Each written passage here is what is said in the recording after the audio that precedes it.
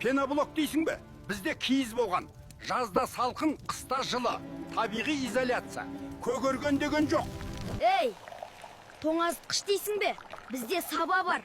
Бұл терлегенде қымыз өзі салқындайды. Физиканы оқы.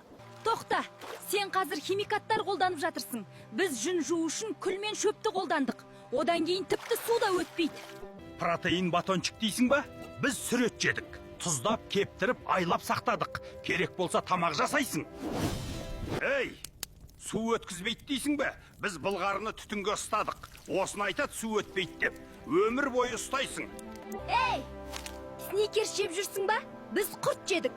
Нағыз күш береді, ешқашан бұзылмайды. Өзіңмен бірге алып жүресің. Ей, GPS дейсің бе? Киіз үйдің есігі әрдайым оңтүстікке қараған. Уақыт пен бағытты көрсетеді. Тыңда. Суық ішімдік емес, ыстық шай салқындатады. Дене өзі суиды.